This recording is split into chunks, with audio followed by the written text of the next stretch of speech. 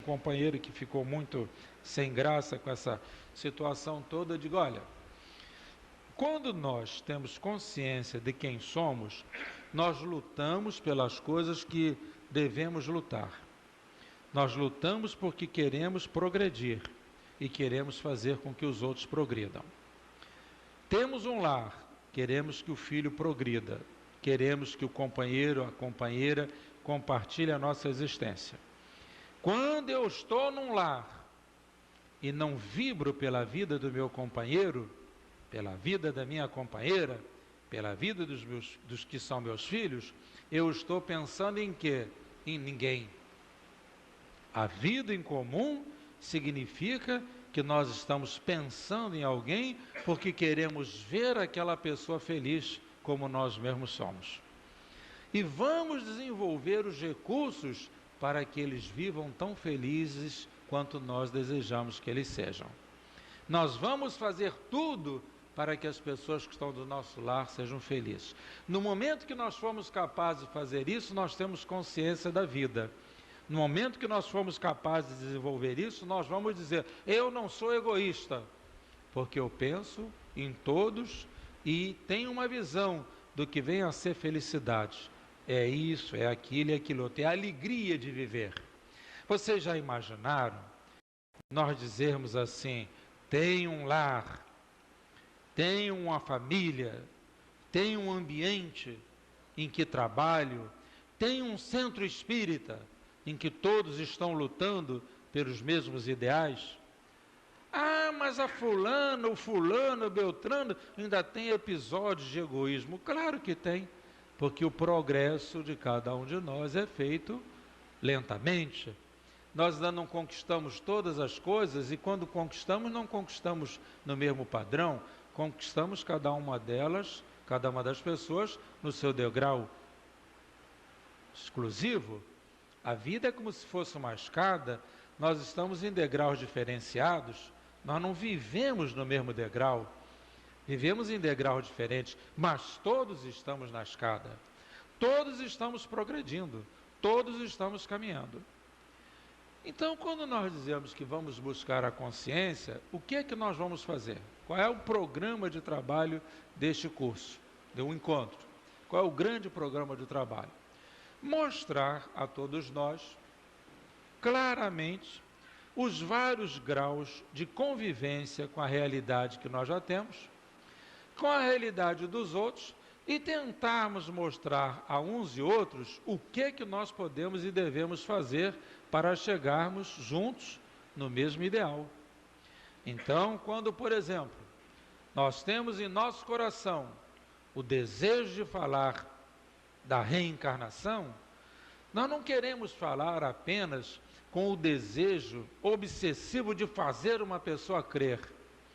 Nós queremos falar para que as pessoas entendam que aquela é uma maneira, a melhor no momento, para nós de vermos a vida.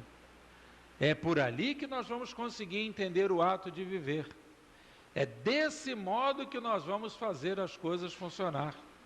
Porque quando a gente diz assim, você crê porque é obrigatório, nós estaremos copiando o trabalho.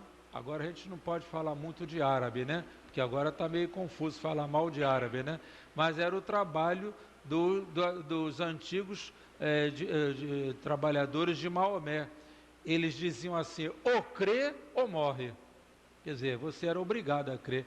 Foi o que a Inquisição fez também no mundo ocidental, foi o que muitas religiões fizeram através do tempo. Ou crê ou morre. Nós já passamos desse período.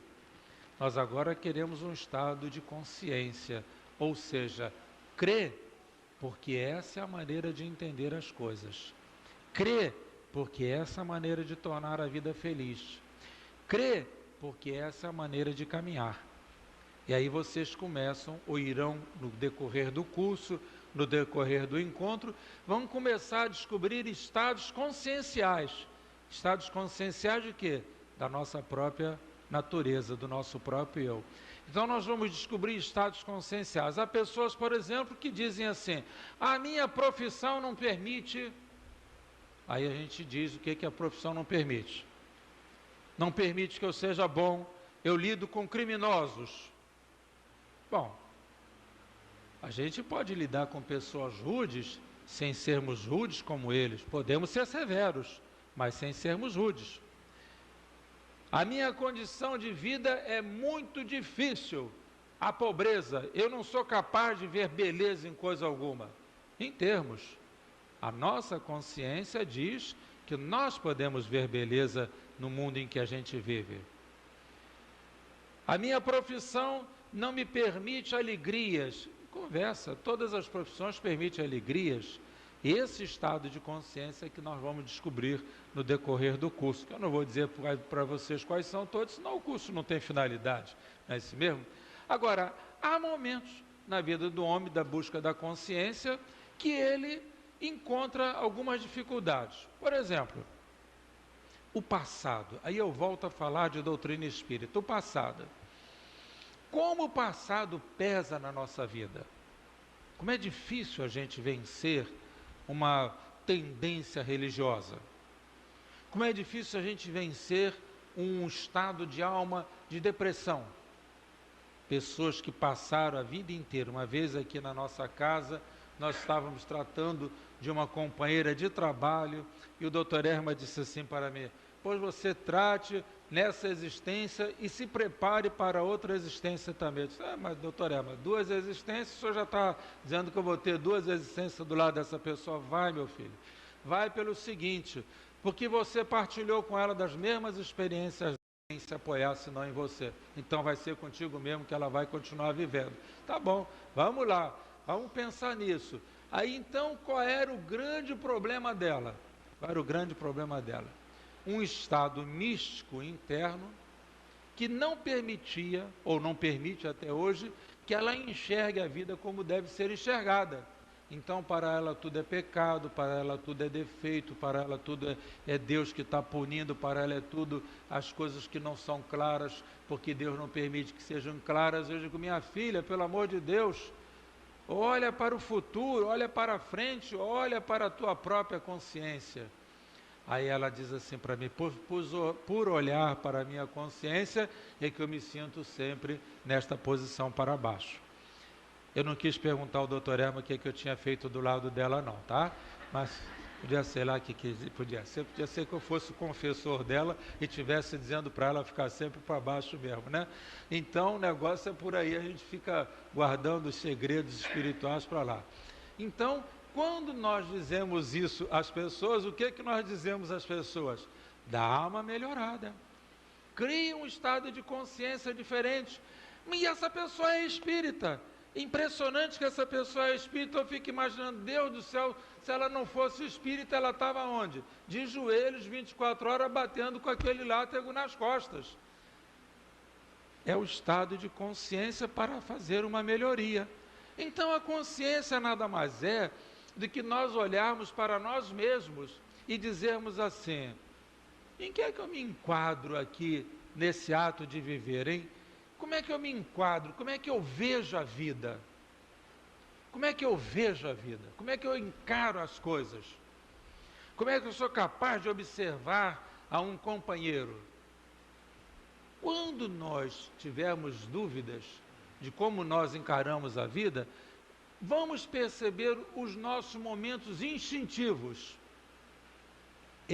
O momento instintivo, ele não nos engana, porque ele sai sem a gente controlar pela mente. Sai sem a gente controlar, a gente não se dá conta. Quando a gente vê, a gente soltou. Lá vai aquele careca. Mas qual o problema de ser careca? Por acaso deixa de ser diferente de alguém? Mas é aquele sentimento da gente, né? A gente quando vê já soltou. Lá vai aquele careca, lá vai aquele barrigudo, lá vai aquele... Aquilo sai instintivamente. Aí, então nós sentimos o quanto nós ainda precisamos corrigir as coisas, os fatos dentro de nós. Nós ainda não temos consciência de que o careca, ele é igual o cabeludo. E o que está valendo é a consciência, é o espírito. E por aí vão os sentimentos da gente com relação à cor, à religião. Só podia ser mesmo protestante. Quer dizer, é uma espécie de estado d'alma da gente. Quando é que nós vamos perder isso? Quando nós batermos duramente em nós mesmos para combatermos esse mal dentro de nós.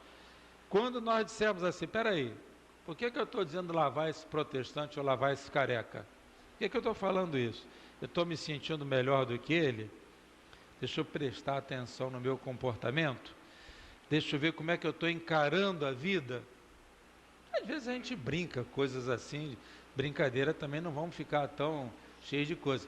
Mas quando nós falarmos aquilo assim, que sai de dentro da gente, sem a gente perceber, podem crer, nós estamos com aquele estado da alma ainda por ser corrigido.